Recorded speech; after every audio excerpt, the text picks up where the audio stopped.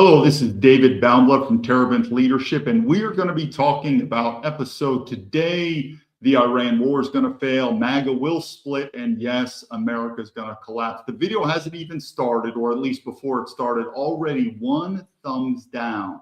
Interesting. Assuming that person's an American citizen, thank you for your support, which is a joke, which now leads me to the question of this. You hear this all the time about we need to come together. I've said this many times. News to Americans, you're going into civil war, you're going into collapse. Why is that? Even a group like military veterans, we don't care about each other. Think about 1% of the American population. If there is a group of people that most civilians would think are loyal to one another, that have each other's back, no way. We don't. That's what I'm saying. I don't really have an issue if Americans don't want to support military veterans, or you don't want to thank us for our service. Trust me, military veterans, we don't support each other either. Don't believe me? Let me just bring this to something. I thought this was pretty interesting here. If you don't believe me, let me bring this down so everyone can see. 1 second. Where is it? One second. My bad. I got to share the screen. So anyway, let me do this.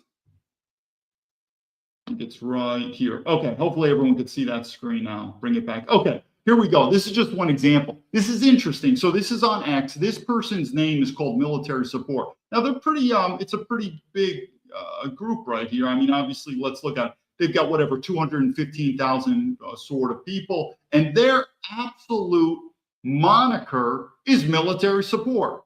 Now remember, what support am I asking for? Just repost. Meaning, again, I'm a government corruption whistleblower, and I've got very important questions asked. Why is a military veteran not allowed back in America? Like all this stuff. You've heard my source. The point is not asking for any money, just repost. If there's one person or one entity you would think that would support a military veteran, it would be fellow military veterans, and especially someone says military support. Let's see what this person has to say.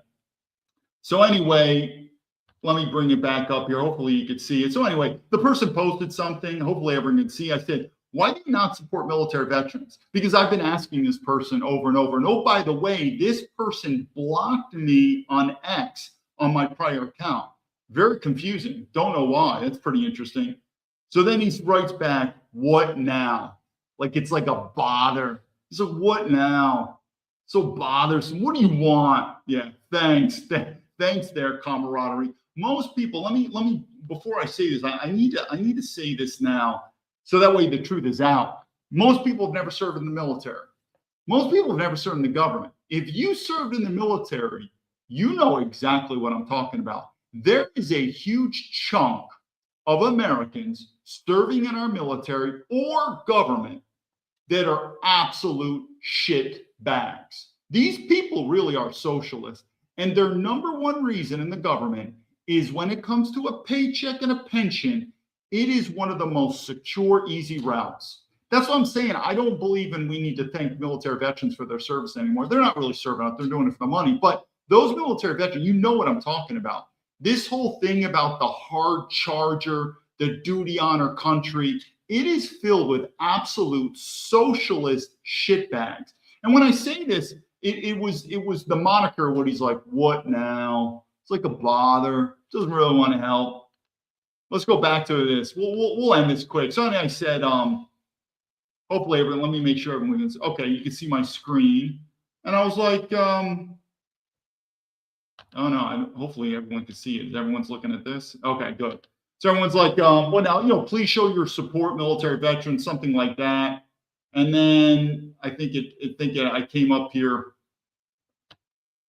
Let me see if it brings it back. We don't have to go into it, but I said this, ladies and gentlemen, let's see if military support will support a veteran. All you have to do is repost. And the reason I'm saying this, let me bring this down. The reason I'm saying this is very simple. When it goes to how MAGA is going to split, the Iran war is going to fail, because you watch when the military men or women start coming back in body bags, they're going to quit. They didn't sign up for the military to fight and die. Those are older generations. These generations now, it's purely a paycheck and a pension. But it's an interesting thing. So I say again to the American people about we have to come together.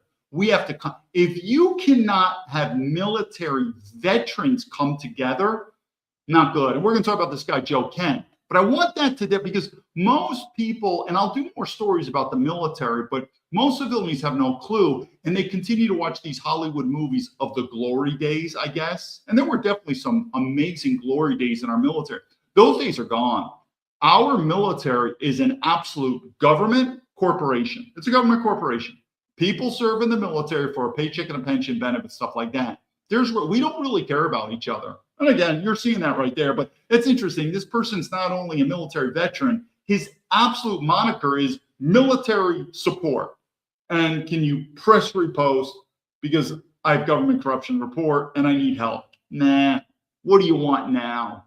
Interesting. This is do you really think about it? You want to know why?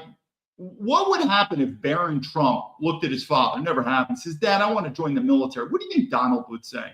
He'd be like, you're too smart. You're too special. You got too high DNA to join the military, bunch of losers. It's probably right. Now, very unprofessional what he says. Is there truth to that? Oh, there's truth to that. Again, the best and the brightest, not in our military. It's a shame. It used to be. So watch. We're going to keep going on this because people have asked, David, you must be a bad apple.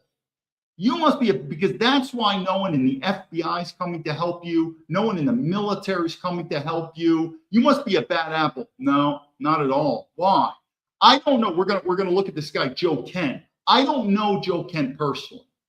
And my feelings of support military veterans has radically changed. But I don't really have a problem with him, and I'm going to speak highly about him. But the point being is, so what I'm trying to say is, I don't know all the details about this guy, Joe Kent, but I'm going to make an assumption that he has a legitimate background, military veteran, and he honorably quit. He did. It was something. But the attack on him, what do I keep saying? You step out of line politically with this machine called the American globalist government, you're an immediately enemy of the state. Everyone. They won't. And I'm telling you, it's going to split. We are going to continue to spiral down. It's going to get worse. But anyway, this is interesting because these are two military veterans here talking about, and it just shows again to my point, because I want to emphasize this to the civilians. Just use logic. If military veterans cannot come together and do this, whatever this liberal phrase of, we need to come together and unite. Sounds very communist. But the point being is, if military veterans can't do that, do you think 350 million bunch of diverse Americans are going to do it? Probably not. You have to use logic here. It's going to get worse, people. So let's look at this. This guy, and again, the point with the military starts with the officer corps. This person is a retired general, and he's a congressman or senator. What an absolute shitbag these military officers are. Even, don't believe me, ask the enlisted soldiers of all the branches. Ask them what do they think of the military officer corps. I would say the majority will give a thumbs down. But again, this guy's even worse. Not only is he a general, he's a politician. But anyway, let's take a look at this guy here. Again, I don't know him. Okay, so let me bring this screen down so everyone can see it. Let me bring it here, bring there. Okay. So anyway, I don't know who this guy is. This guy is Don Bacon. I followed him. I guess he's a congressman. Anyway, whatever. So look at him. He's a great American, whatever. He's a brigadier general, U.S. Air Force, retired. And I guess he's the chair of the cyber subcommittee, something like bullshit. I guess this guy's a congressman. He's absolute shitbag. I'm telling you, the generals and the admirals, these are not the top line. These people are not the best and the brightest. But let's judge his character. We have a guy named Joe Kent, and we're going to talk about him. Overall, what do I think about Joe Kent? Overall is very, very positive. But I don't know all the details about Joe Kent, so I could change my mind.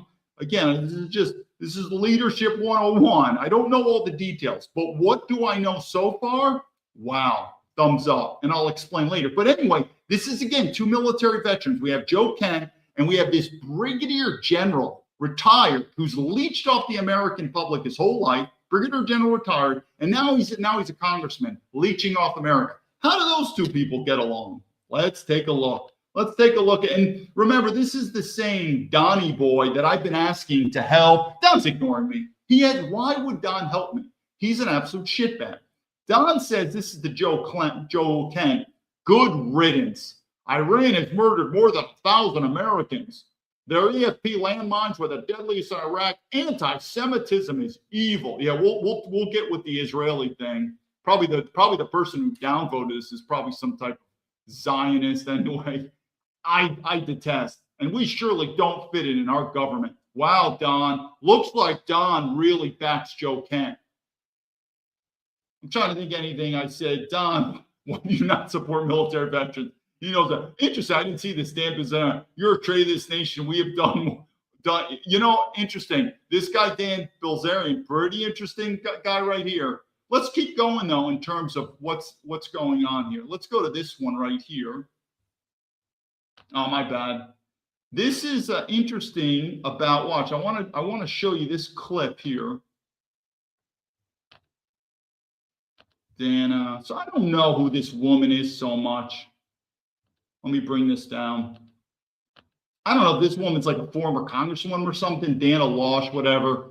But anyway, she writes unbelievable. But here's the key. Look at these comments. I think I wrote, so I wrote this. This is my comment. Most people working in the government are doing it for a paycheck and a pension. I'm sorry to the American folks. Let me bring this back to you. So that way you get it. You get it or you don't. Most people working are doing it for a paycheck and a pension. In the FBI, the CIA, it is what it is. Whether you believe me now or believe me later, they're not doing it for duty on our country. I'm telling you. Same thing with the military. Same thing with West Pointers. It's just not. And again, one of the things that I said my service was I left the military and I left the FBI. Never got fired, did very well, but I was not going to leech off the government. That doesn't mean I don't want a strong military and a strong FBI, whatever. It's bloated. It's bloated beyond belief. We need to start defunding it. But if you think these people are in our government, and we're going to talk about what Joe Kent did. It's interesting. It was a paper that I wrote at Harvard that I'm shocked. So first I want to tell you right here quickly, what Joe Kent did is shocking. But like I said, I don't know. People are saying conspiracy theories. He's compromised. He did it for money. I don't know. All I'm saying is, what do I see on paper?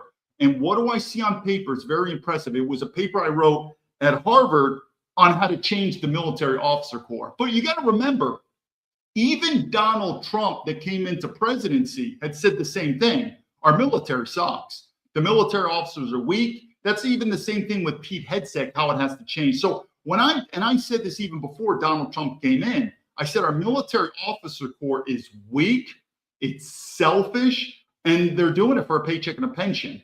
And then people didn't believe me, and then Donald Trump started saying this, and so it's so common that you wouldn't believe. People are in the military are doing a priority for a paycheck and a pension.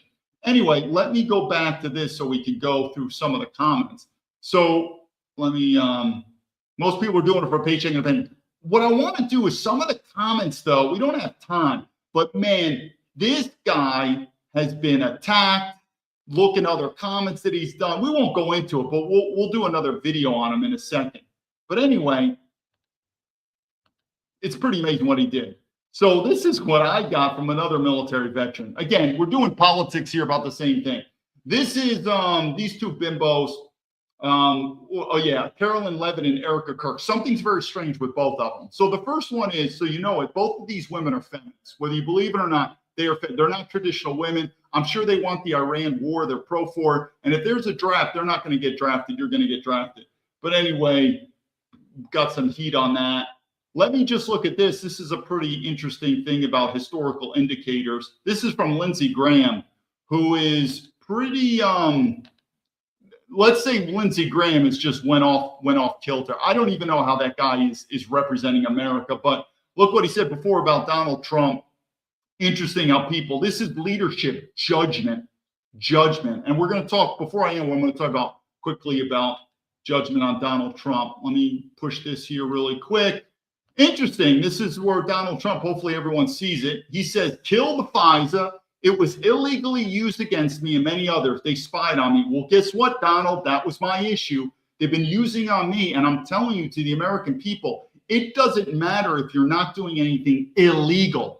Once the FBI and these other agencies start spying on you, you are going to get damages that you never even believed you can get. But before, especially when you talk about your reputation, when you're overseas with foreign governments, yeah, you're a foreign citizen. You're not a U.S. citizen. You're not a native national in these foreign countries. If these foreign countries start getting word from the FBI that you're a possible terrorist, you're a disruptor, whatever, you don't have legal rights overseas. I mean, talk about the FBI putting me in danger and doing this whole thing and not having the courage and the honor to face me man to man. We'll go into the FBI later, but pretty horrible. Anyway, so here we're going to go. This is going to be the video. MAGA is going to split. Now, the first thing I want to make it known for Donald Trump, I still believe Donald Trump is the best president of my entire lifetime. It is. I've said this many times. Don't even think that I'm going toward the Democrats. It's over. I left America in 2010. I'm telling you, we are going to go to collapse and civil war. But Donald Trump is the best president of my entire lifetime. But I'm a nationalist. And the point being is the MAGA movement thinks they're nationalists. They're not. They're probably the closest thing to nationalists. So when I said MAGA's going to split, guess what?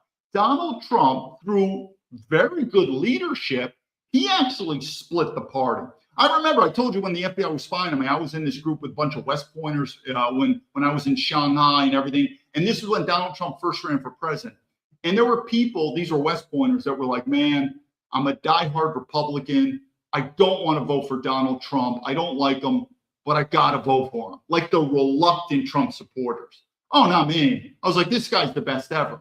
But the best is yet to come. But what did Donald Trump do? He split the Republican Party. He said, these guys are rhinos. Totally agree with them. And we're MAGA. And guess what? The movement went. You don't think that's going to happen again? It will. And I say it to the MAGA people, you're not national. So what are the issues? Well, let's play the one issue right here. This is what brought up. This guy is a congressman. I'm amazed how this person's a congressman. And it just shows that America, we're an occupied country. Absolutely occupied. It was not enough for Tucker Carlson. Thank you, Mr. Speaker. It is easy to criticize anti-Semitism when it happens on the other side. It is more difficult to address it when it happens on your own. It was not enough for Tucker Carlson to a few days ago say every Jew should have to do a DNA test to prove that they were Jewish. It was not enough for him to say that a terrorist should be able to kill us if they are under 18 years old.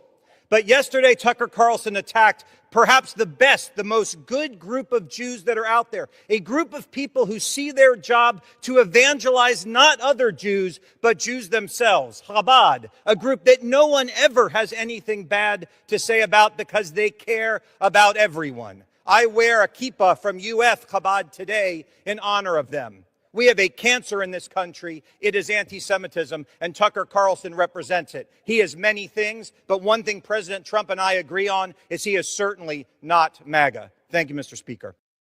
Okay, two quick questions on that to MAGA. Question number one, what religion do you think he put as a priority? Probably Judaism.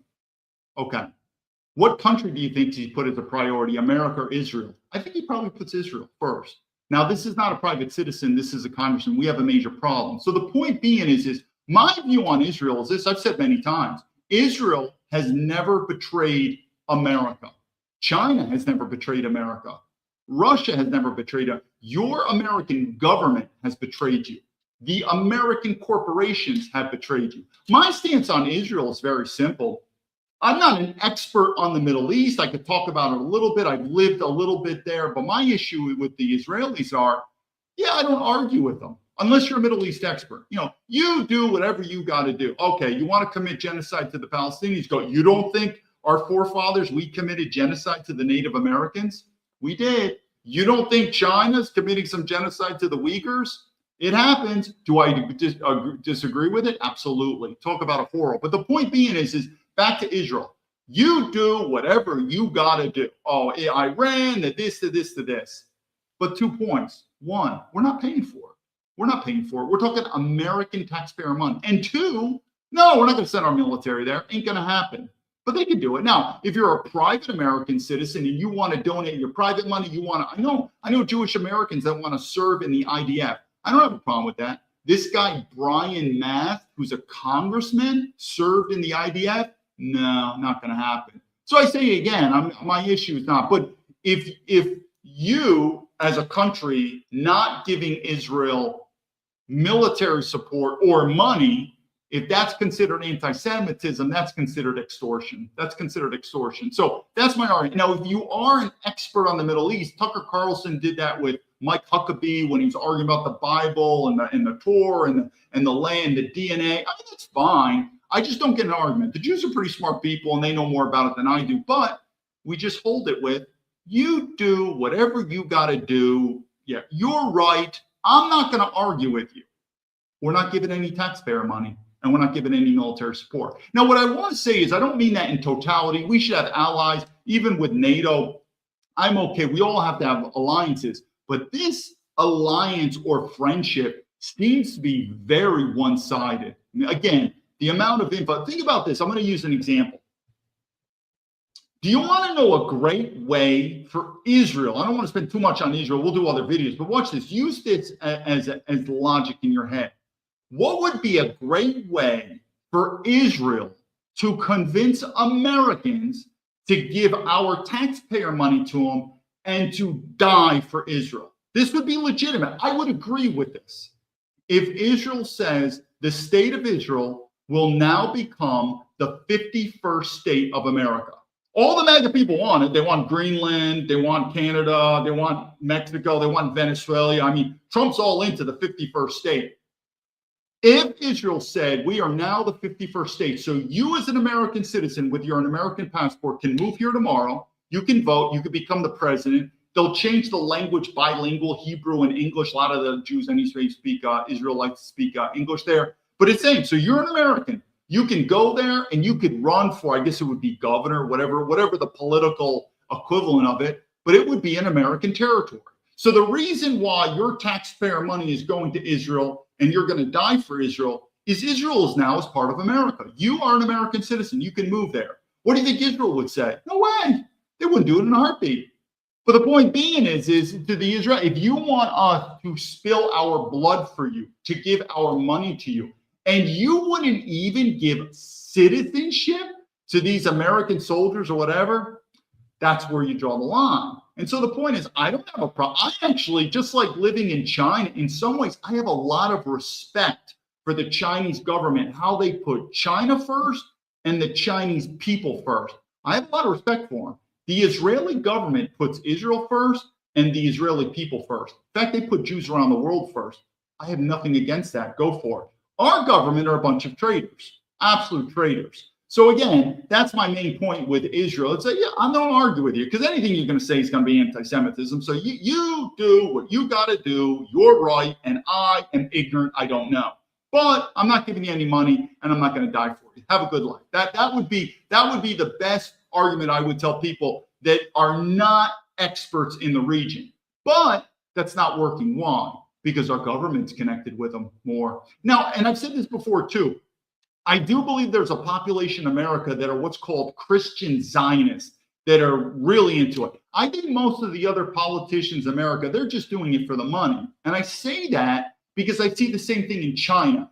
So I don't believe a lot of these corrupt politicians, they're corrupt, they're traitors, or corrupt traitorous American corporations that are in cahoots with Israel are doing it because they have this, I don't know what, worship of Jews. I don't think so. They just go wherever the money is. And if the highest bidder are with the Israelis, they go. If the highest bidder is with the Chinese, they're going. I've seen it. And that's the reason why we don't have a country anymore. We have a globalist corporation. And I want to say this now to make it, we got a couple of videos. I want to say this now. What brings Americans together? I want you to think about that. What brings us together? It's not religion. We are not a Christian nation in America. And I've seen so much bullshit of people saying I'm a Christian. I don't know what Christianity is anymore. So many people say I'm a Christian. I want to help people out. Can you help me out? No one cares. But we're not a Christian nation anymore. And it's like the girl now. It's like the new thing that women are using to get men, because women are having problems finding a husband because women in America, particularly white women, are realizing they're absolute filthy whores. I didn't say it. That's what they're saying it. But the new thing is, I'm a Christian. I'm a born-again Christian, but I just had a gangbang last weekend, but I'm still a Christian. But it's a name we throw out. So we're not Christian, and that's not going to bring us together. Two, The military, will that bring us together? Well, I just made my point.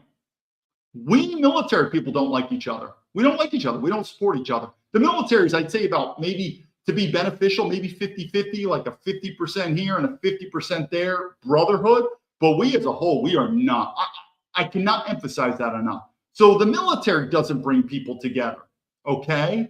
Does race, now a country's racial, for instance, the Jews, very racial. The Chinese, does the white race bring us together? Not much. Because the first people that would be stepping in front of us, calling us racist, are probably white people. Absolutely. There's no doubt in my mind. It would be white people. So we can't really come together for a racial. So what brings us together?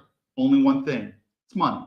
It's it. We all know that. We all know of people or yourselves working in a shitty corporation. We know that. You're working in a job. You don't like your management. You don't like the company. You probably don't even like the products. Like, I work at Kentucky Fried Chicken, and this stuff is garbage. I don't even like eating the food here. Then why are you there? I just need a paycheck. And this is even in the government too. So we're doing stuff, working in companies, doing certain work, services, making products that we're not even thrilled about or agree, but we're doing it. Why? Because we're getting a paycheck.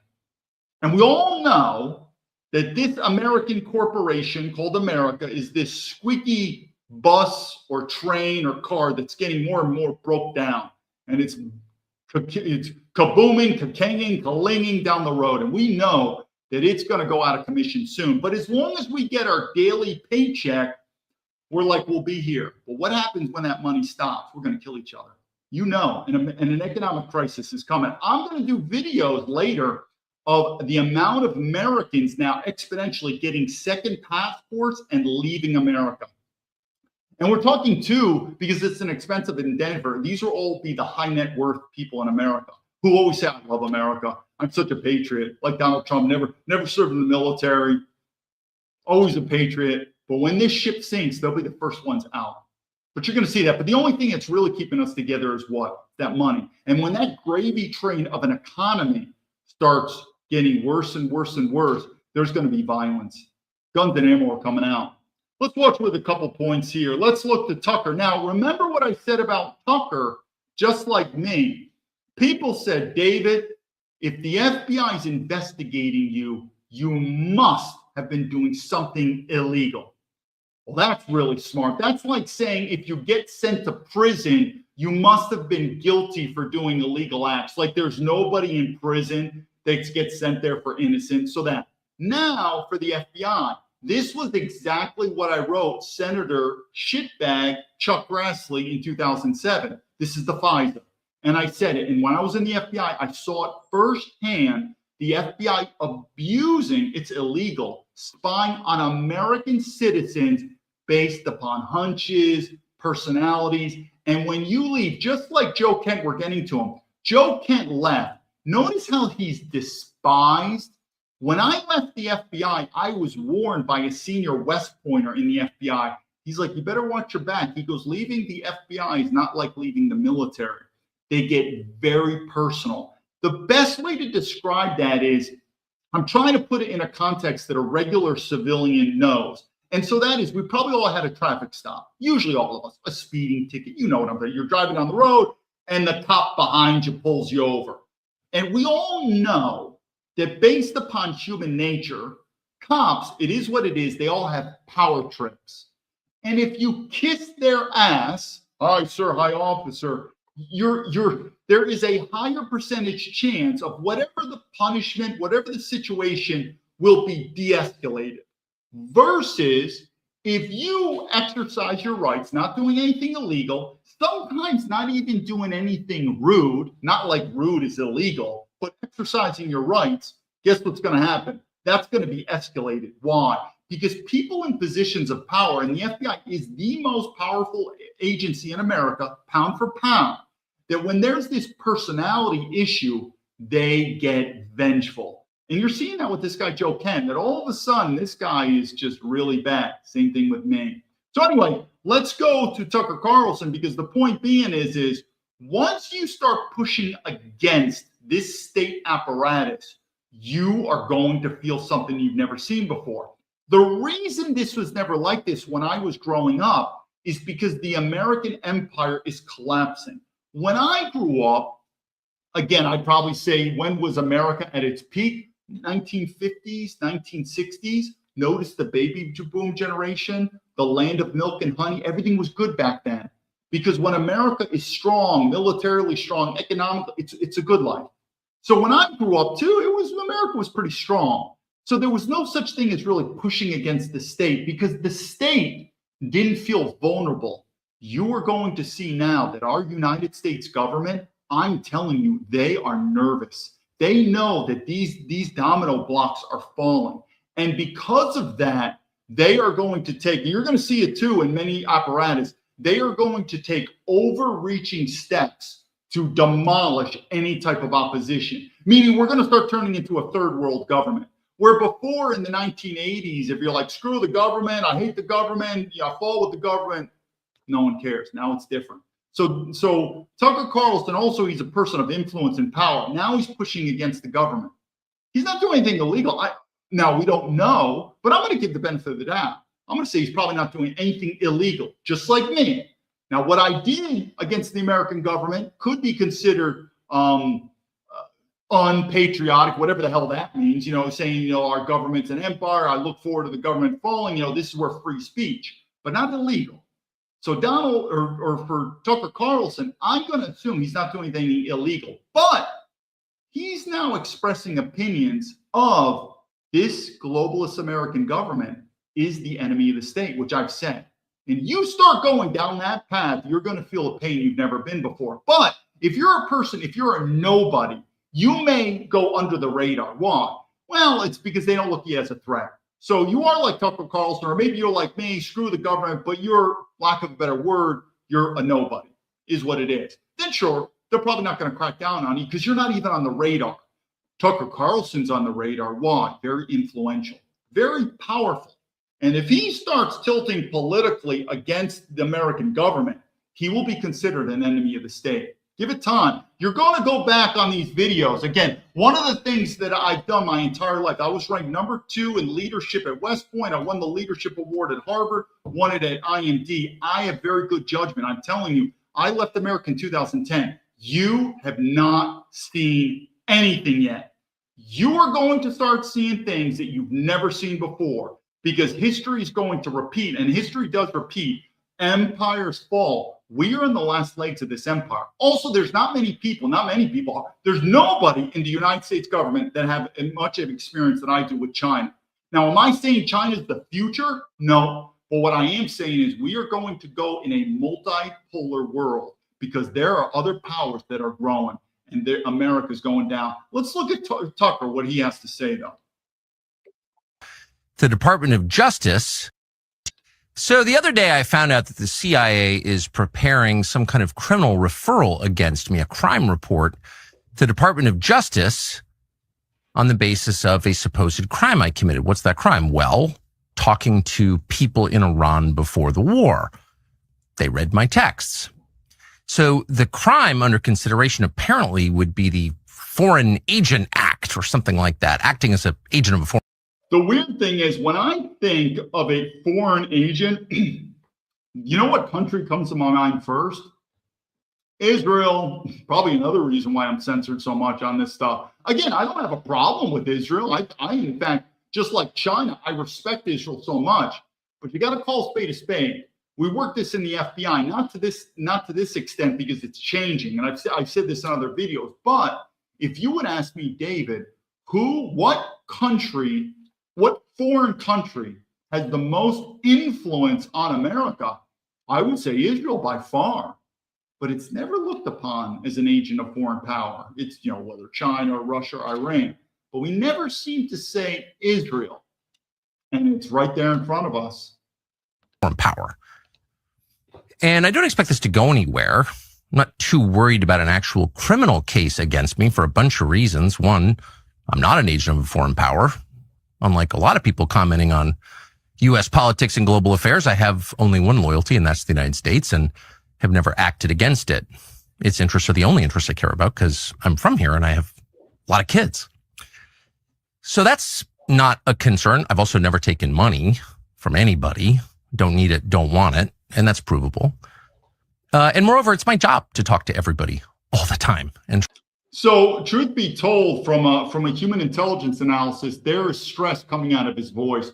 What I think he's trying to do is he has something that most of us don't. He has a major a social platform. What he's doing right now, believe it or not, he is reaching out to us in a sense of he needs to already start making his case before a potential arrest. But there's nervousness in his voice and his posture. And he's saying, I need to start telling my side of the story now to the millions of viewers before I may not have a chance to tell it if he's apprehended or not. Do you think this is crazy? Look at me. You're talking to an American citizen born and raised in America, a West Point grad, military veteran, former FBI agent. I'm not welcome back in America. My passport's been flat. And this whole, before Trump came in, the FBI was corrupt. Remember that?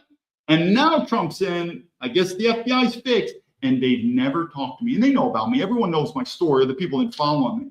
So what I'm trying to say is this, David, that sounds like a pretty wild conspiracy story of Tucker Carlson. What do I keep saying? You're going to start seeing things you've never seen before. You don't see a former FBI agent go on here and say, why am I on the FBI terrorist watch list and why is our entire government silent? You don't think we are splitting? It's going to get dangerous, but you see it in Tucker. But Tucker has an advantage. He has a major social platform that he could build momentum, but he's already building his case in a defensive posture. Probably a good idea. try and figure out what's happening around the world. That's literally what I do for a living. And I'm not going to stop doing that, nor should I don't think. I'm also an American. I can talk to anybody. I have no secrets to divulge. So legally, I think the case is ludicrous, and I doubt it'll even become a case. I'm bringing this up for a couple of reasons, though. Interesting. So I haven't seen this video, but we'll see if I got it. And they're pretty obvious. One is that countries tend to become more authoritarian in wartime. It's just the nature of war. People. Well, I'm going to correct him. He's right on that, but countries also become authoritarian during their downfall. We are in an American decline. So we don't need war. We're going to continue to make wars. This is part just like when the Roman Empire fell. But we are becoming authoritarian primarily because we are now in the stage of the empire's decline. That's where I would correct him on that more specifically. People are dying. The stakes are high. People's emotions have risen to a very high point, to a crescendo. And so there's much less tolerance for any kind of dissent in the homeland. The irony, of course, is the United States fights wars on behalf of freedom, but there's always less of it here in our country during war. So that's a widely recognized phenomenon, and it's likely to happen now too. Another point to make that is worth knowing is that the USIC, the intelligence agency, spy on Americans. Now, you probably knew that, and it's been revealed a lot, including by Julian Assange and Ed Snowden, both of whom are threatened with death for revealing it, but everyone knows. But it's probably a little more widespread than most people understand. And it's outrageous. Absolutely. Now, remember, I was in the FBI during the War on Terror. It's interesting. I want to say this right now, because before I forget, history is repeating. If there's ever something you could remember right now, it's in writing, is remember this. I just thought about this a couple hours ago, and I remembered it again. History is repeating. When I was in the FBI, the number one threat that we're looking is called radical Islamic terrorism. It was the War on Terror. Remember that? Afghanistan, Iraq. I've said this. Go back in videos. I've said this many times. Within 1 year in the FBI, I realized that the primary threat, foreign, not the primary threat. What did I say in the book? The number one threat to America is the globalist American government and the globalist American corporations, by far. But if you ask me, what is the number one foreign threat, even back in the FBI? China. Anyone knows. Now, I don't view China as evil, but if I would kind of worry, maybe if you don't want to say enemy, threat, adversary, whatever you want to call it, political, military, economic, it is growing. So way back in the FBI, I realized I was pushing heads with my manager. I'm like, are you kidding me? The Taliban, ISIS, China, ding, ding, ding. Where are we right now? And there's a quick clip of China. Radical Islamic terrorism, Iran, compared to China. What do you think? Now, make it known, though, I never said China's our number one threat. It's domestically. Rome falls from within. And maybe it's not, I wouldn't categorize as China as an enemy. They're not evil. I mean, but they're tired of America being the boss, at least in Asia. I don't blame them. But if you ask me, the same thing when I was in the FBI, this is like 20 years ago. Right now, the history's repeating. 20 years ago, Special Agent Baumblatt, we're focusing on counterterrorism and radical Islamic terrorism and the Taliban. Sir, I really think we're off base here. I think China is a much bigger threat. You don't know what you're talking about.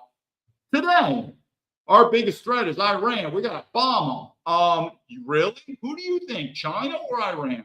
And what's happening now in the world? How is China being viewed now in the world compared to America? We're really being looked upon as a bully, authoritarian, war machine, warmonger. China is now looking, and this is the danger. This is where I'm getting more and more amazed, because I was never on the bandwagon with China's soft power. I'll do other videos. A lot of people aren't going to get it, but they're actually doing much better now in soft power than America. Go around bombing and killing other countries is not a good way to build soft power. So meaning, in some ways, China doesn't have to do anything. They just got to sit back and they're going to say, this guy, Donald Trump, and these MAGA people nuts, threatening Greenland, threatening Canada, going into Venezuela. They're just going to sit back. But if you ask me again, Iran or China, what is the bigger threat, adversary? It's China. Now, I said that about America. What about Israel? Again, I'm not saying we're fighting Israel wars, but for Israel, it could be Iran. It could be, not for America, which makes you wonder, why are we attacking Iran?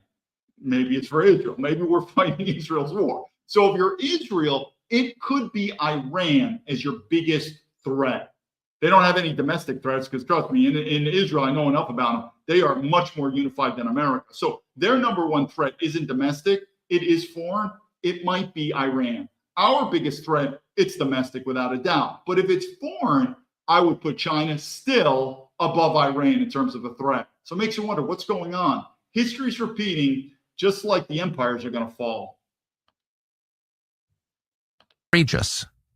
There's no justification for your government, which you own, you're a shareholder in it, you pay for it, to be violating your privacy like this. But it happens all the time. And in fact, one of the reasons that CIA, or people within CIA, just to be clear, it's a huge, sprawling, disconnected agency. What it does in a specific case doesn't represent what everybody in the building thinks, but there are some people who are mad at me for my views about Israel, and they have some latitude. And one of the reasons they pass on criminal complaints, in effect, to law enforcement is to justify warrants for spying on Americans. So that is an absolutely real thing.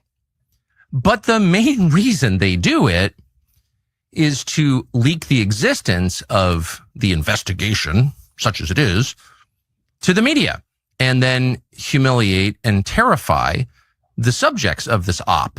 Yeah, I want to be very, very frank with people. Let me tell you a quick story in the FBI, and then people look at me. You don't realize when the FBI, again, I never want to go up against the FBI. I've never said anything negative in my life about the FBI, except in 2 times. When I wrote my letter to Senator Chuck Grassley when I left, I probably went a little bit overboard. I described the leadership as basically dog shit. That Senator Chuck Grassley, but again, I viewed it, Senator Chuck Grassley was still internal. Like, I didn't go public. The FBI viewed it as going outside the FBI, again, personalities. But in that letter, Senator Chuck Grassley, when I exposed what the FBI was doing, I probably was disparaging, to say the least, number one. Number 2 is when I went on social media, because people were asking, and I have to tell them about the FBI. Or like, people thought I got fired from the FBI. No, I never got fired. So then they're like, why'd you quit? And I'm like, well, I told them, because these people are incompetent, corrupt, and this. So that's when the negativity came out. But the point, what I'm saying is, you don't want to mess with these people. Just like Tucker is saying, and what I'm going to tell you, when the FBI is spying on you, you don't realize how, I don't want to say the word uncomfortable, because it's an understatement. So many things. I'm going to give you an example. Well, let me give you an example. When I was in the FBI Academy, they relish on this.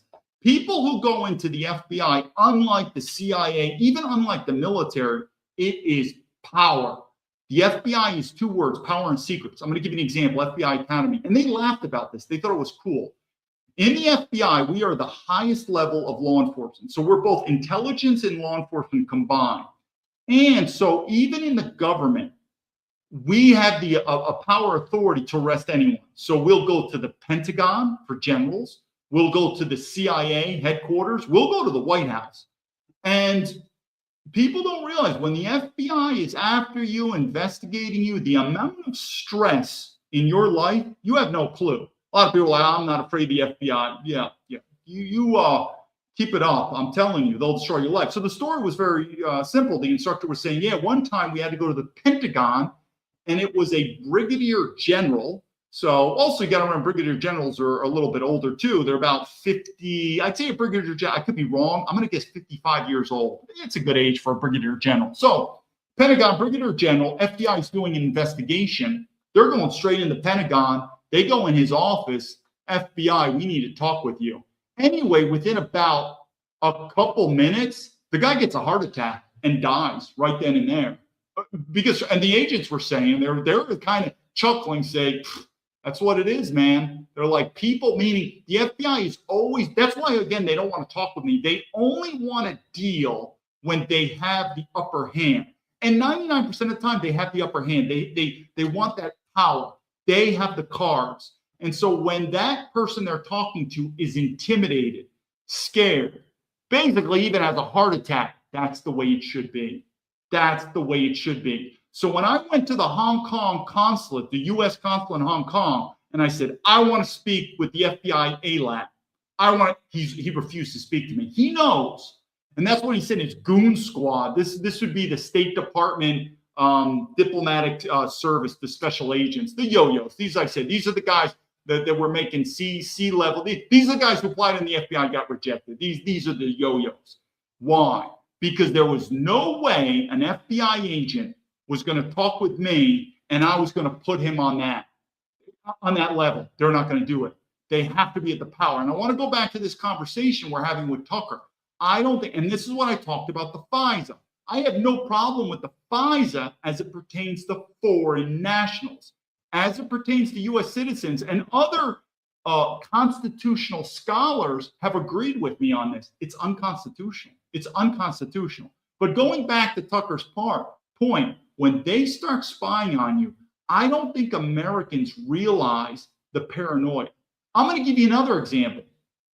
These are real life examples. Your ex-girlfriend or your old college buddy calls you back, hey man, let's talk. It's been a long time and this and this and this. And you believe everything's normal. And sooner or later you realize that they're being paid by the FBI to spy on you and gather. And so those relationships that you had, you realize that you're being betrayed. And what does it do for your level of trust for people? You get paranoid. You don't trust anyone. You're like, my best friend, my fucking best friend. And what about this person? What about that? It will destroy your life. And you know what the FBI thinks about it? They like it. I don't explain to you. I wasn't really into, and I'll do stories of the FBI. I didn't get a hard on, because they do. These FBI agents get hard ons with the badge and the gun. It never really got to me. That's why I could leave. I don't know. I'm 6'5". I'm a top level boxer. I just got respect normally in life. I don't need the badge. I don't need the gun to think I'm a big guy, but they do. And they love it. They like that feeling, because we all know, what does a bully like? What does a bully get off on? It's like pornography. Like, they jerk off to this stuff. They like that fear of other people. They like people to be panicking. They like to feel that overwhelming power. They get off on it. That's the people in our government, to include the FBI. Don't think so? Problem is the FBI is very small. They don't have the manpower. So again, if you're a nobody, lack of a better term, then sure, you'll never come into contact with them. But you get to any place of significance and you push back politically, we're not saying illegally, push back on this government, you're going to see an FBI. Well, you're going to see an FBI for the first time you've ever seen. And if they're doing the job right, you'll never see it. You'll live in this world of mirrors, and you'll get paranoid. This is what Tucker Carlson's happening right now. The only thing Tucker Carlson has is great. He has an audience now. And what he's doing now is also part of therapy. He wants to tell his story because he needs help. I don't think people realize how dangerous this apparatus is. And when you worry about China, Russia, Iran, tell you something, what's going to take away your faith, your family, and your freedom quicker than you could think of, it's the United States government. It's not the Iranian government, the Chinese government, the Russian government. It's the American government. And you're going to start seeing things you've never seen before. And that's, of course, happened to me repeatedly, many times, including in famously 2021 when I was still at Fox News and trying to set up an interview with Vladimir Putin. And the NSA, I heard from someone there, had grabbed my text messages with an American citizen and had leaked them to news outlets. Those texts were basically my attempts to set up an interview with the foreign head of state, and they leaked them to the New York Times in order to stop the interview, which they successfully did, by the way. And they admitted that they were spying on me. This is not a fantasy. It actually happened. They did it again 2 years later. My second attempt to get a Putin interview, I managed to get it anyway, and they've done it since. And so when you get a call from a reporter who knows the contents of your texts, it's pretty clear something's going on. None of this, in my judgment, as of right now, is a huge threat to me. So I'm not making this video to complain about it or whine or ask you to send me money because I'm under attack. I'm saying it because he's nervous. I'm telling you, he's nervous. And I agree with him. He's very nervous. One thing about me, when I'm in Hong Kong, it's pretty good. Now, I'm meaning in terms of reach. You're an American. In fact, I don't want to change the subject too much. We'll do it. But the way of recruitments between the CIA and the FBI is very different. The CIA generally has one tool where the FBI has two tools. We've always heard of the stick and the carrot. We know that. The carrot could be money. The CIA really works on carrots. They don't really work on sticks. Why? When they're recruiting people overseas, they really have to use the carrot to get them. The FBI, this is what we learned, we use the carrot and the stick. Why? Because if you are located on American soil, no matter where you are, it doesn't matter if you're an American or foreign, whatever. If you're on American soil, the FBI can use a stick on you. They could do things. This is where the coercion, meaning it's colloquial, the good cop and the bad cop, meaning we can do this the easy way. We'll give you money. You cooperate with us. Or interesting. Seems like you didn't pay all your taxes last year. What do you mean by that? We think, do you want us to give a call to the IRS and audit you or other stuff? We have both. And so the point is Tucker's nervous. I'd be too if I was him. it's true, and you should know what your own government is doing, and you should know what the stakes are. And you should know that a lot of what happens in this country that affects outcomes happens behind the scenes. Some of it is legal, some of it is not, including what I'm describing now. But it has an effect. And the intel agencies, again, not everyone in the intel agencies, because there are decent. No, they're not. I've said this many times. We all say that the FBI management, the CIA management is evil, but the people on the ground are good. No, I've said that many times. I'm not going to say his name, but my FBI Academy roommate. I've said this many times. The management, absolutely. These people are tyrannical. But what about the lone CIA case officers and FBI agents? A lot of them are weak people, meaning if they were your next door neighbor, they're really nice people. And they don't really have, for lack of a better word, evil in their body, but they're weak. Paycheck and pension comes number one. And if given the order, they're going to execute. They will execute. They'll arrest or whatever. It might be reluctantly. They don't really want to do it, but got wife and kids, man. Need a paycheck. Got to do it. Meaning they're not so, which the next video is about Joe Kent. And I cannot emphasize this enough. Unless there's something that I don't know behind them, because I don't know enough and I haven't researched it, but I'm just telling you, resignations of levels of that, it's unheard of. But if you think an FBI or CIA agent is going to say, you know something, that's an unlawful order. That's unconstitutional. That's immoral. I am not going to follow that order. And if I have to, then I'll be terminated or I'll resign. Yeah, that's in the movies. That's in the movies. 99% of these shitbag government employees will say, and he's really good. This would be my FBI roommate. Nice guy, but he's weak. He would be, I know what he would do. He'd be like, I really don't want to do this. Boss, do I really have to do this? You have to do it. That's an order. Okay. That's what they're going to do. I'm telling you. So this whole deal about management is evil. What did I even say about China? Chinese government evil? Chinese people good? No, about the same. But I'm telling you, but the difference, obviously, that's more apples and oranges. Why? We don't have loyalty to Chinese people. These people in the government are on your taxpayer dime. Your taxpayer dime. They should do the right thing. There should be something called duty, honor, country. We're going to do the next quick video on Joe Kent. Like I said, I don't know all the details, but on face value, is there that duty, honor, country? Well, I'm pretty impressed. Let's just finish this. This is about another minute here. Hardworking Americans who work in the intel agencies are Americans, just like they're decent, hardworking Americans who work at the DMV. But there are also people with agendas and grudges and no sense of restraint who are happy to misuse the power they have granted them by our elaborate secrecy laws to hurt fellow Americans for ideological reasons. That is entirely real. That's the story of Russiagate. And it's likely that things like that will begin to happen at greater scale now. So you should just know that going forward. Thanks. Okay, let's go. Let's do this one here. This is by Joe Kent. To help protect the critical Strait of Hormuz. Yeah, let's do this quick on this. 1 second. But we begin with the war in Iran. President Trump's top counterterrorism official resigning tonight, saying Iran posed, quote, no imminent threat to the U.S. So again, I'm a pretty good person of judgment. Unless there's something about Joe Kent in the background, compromise, money or something, I don't know. And I'm giving him the benefit of the doubt. Not like we care about military veterans anymore. Remember back in the day, 20, 30 years ago, they had, no one cares. I just say, I mean, I'm waiting for people. I'm literally waiting because, again, I only talk with the MAGA people because they talk out their asshole about supporting troops. I'm really waiting for the person that says, I'm a military veteran. You should support me. I'm waiting for the person to say, fuck them, I don't support military veterans. I could care less about you people. I'm just waiting for that to say, okay, can't argue with you. But I'm saying if you support military veterans, all I'm saying is to back up your principles and press repost to my command. But anyway, I want to go back to Joe Kent. Unless I'm lacking some information, which I could, on face value, what I'm seeing here, wow.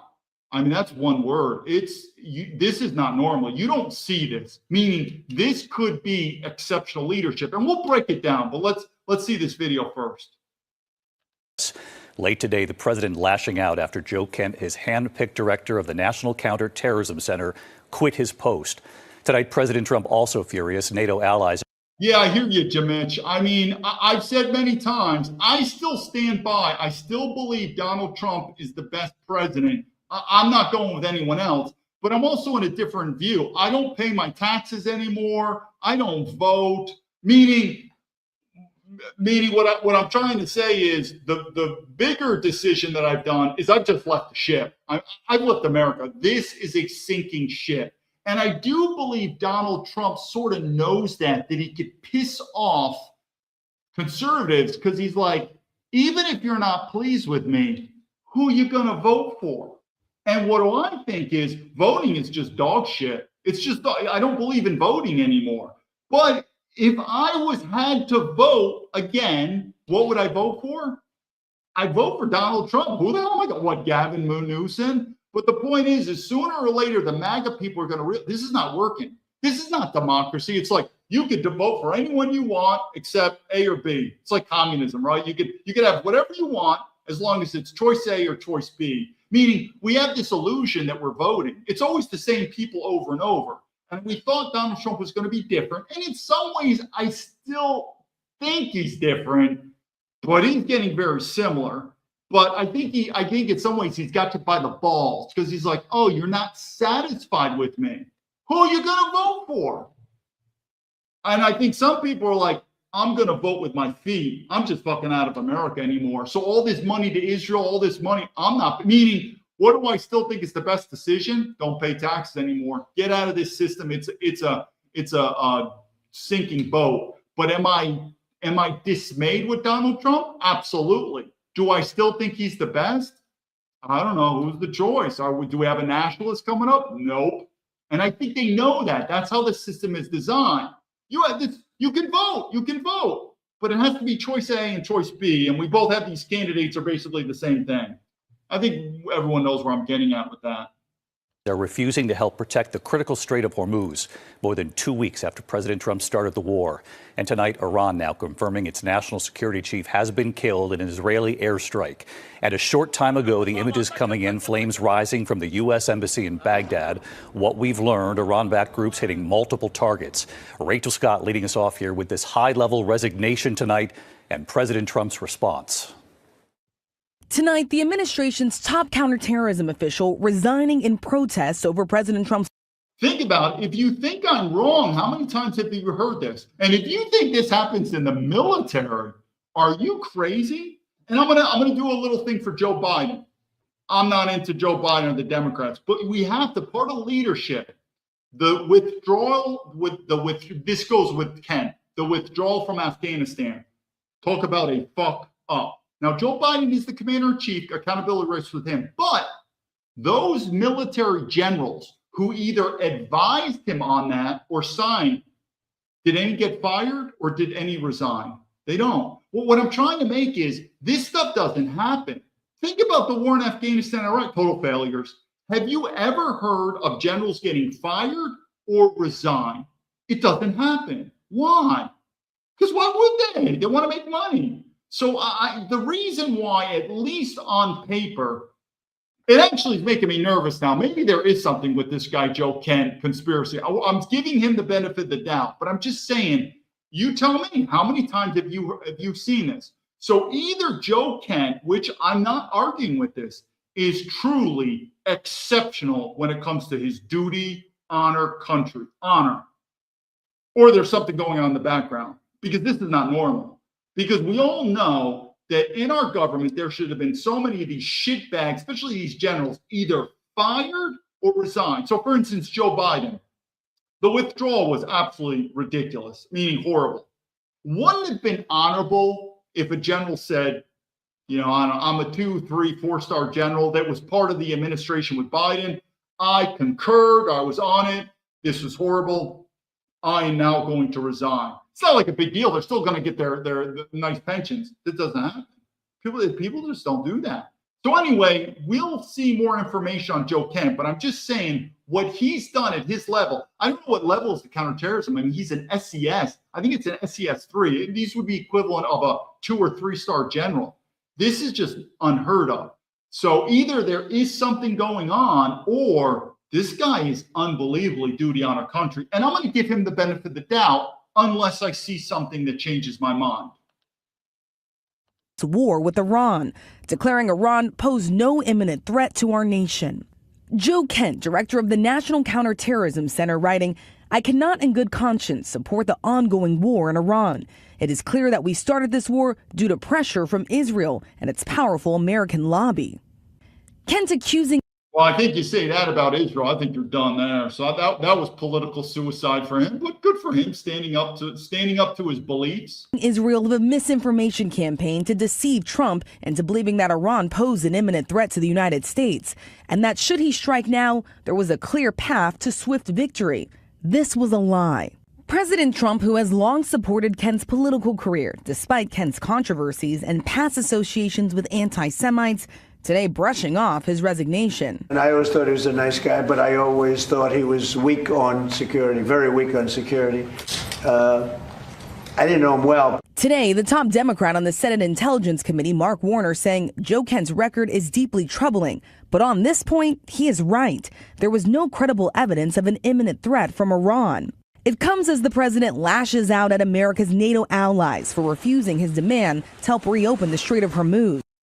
I wish there's a video, I've said this before, particularly about Denmark, meaning what Donald Trump said in Denmark, talk about insulting to the Danish. So I would assume and I would hope the Danish part of NATO would be like, forget it. We're not going to help you. You threaten us. Remember that, like I said, going back to that, what is the, I forget another movie. But anyway, back to the Danish people. But, and this is not even part of the NATO clause. The NATO is a defensive treaty.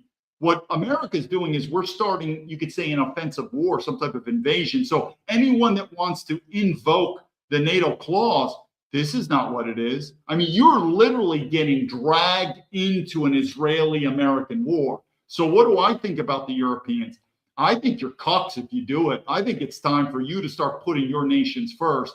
But it doesn't look like Donald Trump is garnering allies. I see the reason why, though. More than 2 weeks after President Trump launched the war himself, Germany declaring it's not our war. We can't be at every place to support a war which we didn't start it. That's the German former defense minister. That makes pretty much sense to me. The UK, a similar message. And today, French President Emmanuel Macron Nous ne sommes pas partie prenante au conflit. saying France will never take part in operations to open or liberate the Strait of Hormuz in the current context. I think NATO's making a very foolish mistake. After calling for Europe's help, tonight the president saying he doesn't need it after all. Well, we don't need too much help, and we don't need any help, actually. The president clearly frustrated with our NATO allies, but they have been. All right, one last video. We're talking about MAGA splitting. And like I said, and I've said this many times, when people think I might be wrong, let's see how it goes. I left America in 2010. It's been 15 years. How's it going? Going well? Really? Think the war in Iran's going to go well? Let's see where it goes. How do we do in Iraq and Afghanistan? Not too well. How's the economy doing? How's the cohesion in America? All these factors. We'll see. Meaning if America collapses, then I rest my case. If it doesn't and it does well, then I will admit I'm wrong. But I'm telling you, all the leadership that I've learned in my life, this is a sinking ship. In Iran, the same thing when I was at the Harvard Kennedy School and I was arguing with these dumb generals and intelligence people. What is the mission in Iraq? What is the mission in Afghanistan? They were so full of hubris because it's all about the money, getting it. And how was it? I don't know. You're an American citizen. Great thing. What do you think is going to happen in Iran? Same thing. This thing's dead. And the same thing when I was in the FBI. Probably China would be probably more of a significant adversary that I would be worried about if I was an American. Iran, best thing to do with Iran in terms of counterterrorism, I don't know, maybe stop allowing Iranian people to immigrate. We're talking legal immigration. Maybe not let them immigrate to America, them stay over there where they are. That could possibly be a way to do it. Starting a war, let's see. But I can tell you this, I want to say this now. All these MAGA people, there should be like a Saturday Night Live skit. So you see the MAGA guy, and all MAGA thinks is as long as I wave the American flag, man, that's all I got to do to be a patriot. It's like, what does it be to be a patriot, man? I don't know. Just get an American flag and get a gun. And maybe a beer, and then some blonde girl with tits. I get that saying, I'm MAGA. And then all of a sudden, it's like a Saturday Night Live skit. And they're doing that, and they're like, yeah, man, I'm MAGA, man. I'm a patriot. I love America. And then announcement from the United States government. Announcement. Due to the lack of success in the Iranian war, we have to impose a military draft. We are going to be drafting you. Then all the MAGA people are like, whoa, what? Oh, man, I'm on my back. I got problems with my back. My knee hurts. I can't do it. Like all these people, you almost want to, man, almost me being abroad to be like, this would be such a funny thing. All these MAGA people that are pro with the Iranian war, set a military draft and let's see it. But it's interesting when you see all these politicians who've never been in the military, whose children are not in the military. That's Donald Trump. But they love to send your kids and you to war to die. Meaning, if it was such an important clause, if it was such an important cause, maybe their children would enlist in the military. Maybe they were former military. They're not going to die. Even the generals, they're not going to die. Makes you wonder what's going on here. But anyway, let's go on to the last one. American service members have been killed and at least 200 wounded. Americans deeply divided over the country's war with Iran. As voices of support and dissent rise, the discord reaching even some of the staunchest supporters of President Trump. Does Operation Epic Fury have the power to crack the president's usually rock-solid MAGA base? It's day 18. I'm telling you, I think MAGA is, again, and I've said, I consider myself a nationalist. I don't consider myself MAGA. But I probably would say MAGA is the most nationalist movement in my lifetime. That's why it's got fever. But we're seeing cracks. One of the cracks, like I said, is Israel. Are we American first or are we Israel first? That's one of, I mean, there's some other factors. I've said the difference between nationalism and MAGA, but that would be one sore point that we have to look at. And there's a lot of MAGA people. They have the Israeli flag and the American flag together. I just never remember that growing up. And I get it. There wasn't social media growing up, but you know, even if you went to a person's house where we hung the American flag, I don't remember seeing it. I mean, if you saw an Israeli flag hanging from someone's house, they were truly Israeli from Israel. These people are like American citizens, and they love the Israeli flag and the American flag together, and they're like, we're MAGA. Okay, but you can't really have two masters, but this Israel thing is going to be a major sore spot of MAGA. Why? It's going to split. Does operate? I don't want war. I don't want a loss of human life, but I have to trust in the president right now. I have to. Doug King is the kind of Trump supporter whose faith in the commander-in-chief is unwavering. What do you make of the possible impact of a long, protracted war? I have total faith in our military, and I don't think Iran stands. Oh my God, I don't know if this guy's military or not. I'm a West Point graduate, and I could tell you something. Well, you got to use common sense. Even when I say this, when Trump got elected and stuff, what did he say? He said our military is horrible. That's why he got Pete Hegseth. So even he said, I'm telling you, coming from someone who spent over 13 years or 14, it was 14 years in the government. I'm telling you, I'm not impressed with our military. It's about the money. We pump so much money in the military. That's why. But anyway, a lot of civilians have a lot of faith in our military. We didn't do very well in these other wars. Oh, no. Once the body bags really start coming back, our military is going to fall apart very fast. It's a chance. While there are some cracks appearing in MAGA world over the war, Doug, a decades-long member of the United Auto Workers Union based in Michigan, is standing firm. They're actually a national company. See, the reason I said this before, I think a reason why the MAGA people are stuck between a rock and a hard place is, even if you start losing more and more respect for Donald Trump, and I believe it's happening, what are you going to do? Who are you going to vote for? And that's why I think more and more people are leaving America, where they're like, forget it. But think about it.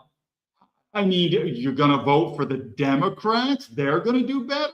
You're going to vote. I mean, what do you do? And so the best saying is you're caught between a rock and a hard place, that even though you're becoming less and less satisfied with Donald Trump, you're still not going to vote for him. Who are you going to vote for? I first met Doug just before the 2024 election. He'd voted both for Obama and Trump in the past. How do you feel like you've been in the last 4 years? I haven't been as well as I was 4 years ago. I'm actually worried about losing my job again. And the price of groceries are high, the price of cars are high. Just after Trump's re-election, he told us he felt hopeful. I look forward to Trump bringing back the United States. Yeah, and that's huge. I mean, look at the date. That's November 6th. And this is the typical when it comes to psychology 101. The new it happens too with the Democrat. Remember Obama, hope, change. That didn't work. So it was, but I kept saying it. Donald Trump was already our president once. This is his second go. And I kept saying, but go back to my videos. I said it. Best president of my entire life. One, he's not going to fix his system. Not going to fix the system. It's going to go to guns and ammo. It's going to go to guns and ammo. The collapse will start economically. It'll be the economic, just same thing with the Roman Empire. But he's not going to fix it. And if you think I'm wrong, then when Trump says make America great again, what is that? What's the vision? What's great? Still globalism. He still is part of a globalist government and a globalist corporation, still the same ideology. That's why China will eventually continue to rise. Why?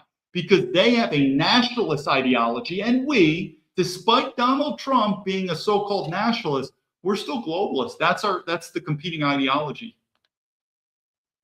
Economy, and I look forward to peace in the Middle East. When we last spoke with you in 2024, you said that you were looking forward to peace in the Middle East. What do you say now? I still am looking forward to peace in the Middle East. I think at some point you have to deal with Iran. And wait, do you wait till they get stronger and stronger? On day 18 of the war in Iran, strikes continued in the capital of Tehran. Israeli forces killed Ali Lariani, who many believe was acting as Iran's de facto leader.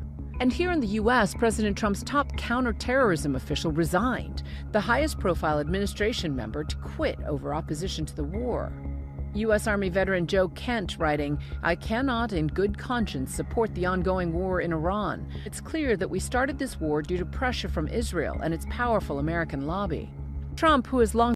So again, what I read Joe Kent's statement, I can't really argue at all with his statement. Again, on face value, 2 thumbs up to Joe Kent. Unless, again, there's something that I don't know, something in the background, something like that. But face value, oh my God. 1, I agree with what he said. And 2, the courage and honor to resign. That's what you should do, because Donald Trump, as the president and the commander-in-chief, deserves people who are aligned with his political ideology, his leadership. So if you're not aligned like Joe Kent, it's a win-win for both. It's a win for Donald Trump because he should only have people in his administration that are, you could say, loyal followers per se. And it's a win for Joe Kent because he's following his morals. So again, I don't disagree with anything what Joe Kent wrote. And to resign and to leave, courage, honor, patriotism. But man, he is getting slandered by MAGA. No way. I mean, I look at Joe Kent as a patriot. He did the right thing. Most people don't do that. Why? Because they don't want to give up the paycheck and a pension. That's basically why. Supported Kent's political career despite Kent's controversies and past associations with anti-Semites, today brushing off his resignation. And I always thought he was a nice guy, but I always thought he was weak on security, very weak on security. I didn't know him well. So far, 13 American service members have been killed and at least 200 wounded. It's been over 2 weeks since the Pentagon launched the initial attack with Israel, killing Iran's top leaders, including the ruling Ayatollah. Oh my God. Iran retaliating with drone attacks on neighboring Gulf countries, U.S. targets in the region, including American embassies, and effectively shutting down the Strait of Hormuz, spiking gas prices and threatening the global economy. What do you make of the fact that gas prices are spiking? For me, talking about gas prices seems a little bit selfish because people are dying. But I'm hoping that this doesn't drag on and it isn't a big drag on the economy. The administration's timeline for the military mission against Iran shifting. From the beginning, we projected 4 to 5 weeks. We're achieving major strides toward completing our military objective. And some people could say they're pretty well complete. We will not relent until the enemy is totally and decisively defeated. But we do so on our timeline. Many in the president's party back his decision. According to a recent poll, 85% of Republicans support military action against Iran. Still, from the onset, there have been high-profile detractors, like conservative host Megyn Kelly on her Sirius XM show. Now, everyone knows I'm not a fan of Megyn Kelly at all, but in terms of leadership, if people are right, they're right. But this is a time where I would definitely agree with Megyn Kelly. No one should have to die for a foreign country. I don't think those 4 service members died for the United States. Popular podcaster Joe Rogan, who endorsed President Trump in the 2024 election, now puzzled by his actions. It just seems so insane based on what he ran on. I mean, this is why a lot of people feel betrayed, right? He ran on no more wars and these stupid, senseless wars, and then we have one that we can't even really clearly define why we did it. And Kentucky Congressman Tom Massey, a staunch Republican, questioning the reasoning for war. We've been given 3 or 4 reasons. Last summer, it was to degrade their nuclear capability into the Stone Ages, and we were told that objective was met. So they can't use that excuse now. Natalie Winters is a rising voice in the MAGA movement, often appearing with Steve Bannon on his War Room podcast. I mean, I don't think you can come away with any other conclusion than that the messaging is all over the place. She's part of the splintering within the MAGA coalition, now critical of the U.S. strikes in Iran. We don't need to continue sinking blood, treasure, and more American lives to bring about a regime that we don't even necessarily know that they would want to abandon their nuclear desires. My point is, it's okay to speak out against issues that are, I think, pretty antithetical to what the America First movement is about. Winter says since voicing her opinions, she's been surprised by online backlash from other MAGA supporters. Yeah, it's pretty severe, just like with Joe Kent. I mean, these people, this thought about paying respect to a military veteran, meaning people who've never served in the military, Joe Kent's a loser. And I get it. Even I don't really respect military anymore. But this, and we're going to wait, this is only a minute left, and then I'll close it after this. But it goes back to what I'm saying. You're going to see that America, one of the reasons that it falls apart is I want you to ask yourself, what kept us together? We might have had reasons what kept us together 50 years ago. There's only one reason we're together right now. It's money. As long as people make the money and that's it, that's not stability. It's going to get worse. It's going to fall. Let's just finish this real quick and I'll end it. Certainly never been called a Trump traitor before. I'm as MAGA as it gets. I hosted war when Steve Bannon went to prison. So it's interesting to see the people turn rather quickly. Just because President Trump says something doesn't make it right. If we had just done nothing, I can't imagine what would have happened. How many more citizens they would kill, or how close they could. Conscious supporters of President Trump. One second. I got to just do this. We'll end it here. Who really cares about people in Iran? No offense. I've had actually some relationships when I was stationed in the U.S. Army in Germany. I was actually dating shortly a girl from Tehran, Iran. I thought it was weird, but Europe's different, a lot of immigration. But the point being is, remember Iraqi freedom? What do I think about people in Iraq, their freedom? I mean, think about your freedoms in America. How are freedoms, freedom of speech? You still hear these bozos in the military like Afghanistan. We have to save the women in Afghanistan. They're not allowed to go to school, Sharia law. Don't really care that much. I mean, we could go on, but I say again, it's like, it's the weirdest thing. You have American citizens and you could have a military veteran in America, homeless. He's like, can you help me? And people are more worried about people in Iran, their freedom. I think they're doing fine. Maybe not. Maybe they'll have a revolution. They don't need our help. But it just comes back. If we're going to be America first, it's probably time to think of all the taxpayer money on this war that's being spent. It's ridiculous. It's mind-boggling. But anyway, some people are really retarded, and some people are like, well, we have to do this because they're a threat, or it's all about freedom, whatever the hell that means. And I don't think you're going to change people's minds. So we're going to wrap it like this. 3 things we said. 1, MAGA's going to split. It's going to split. We already saw this in a positive way. Donald Trump split the Republican Party with the rhinos and MAGA. Good for him. It's going to split again.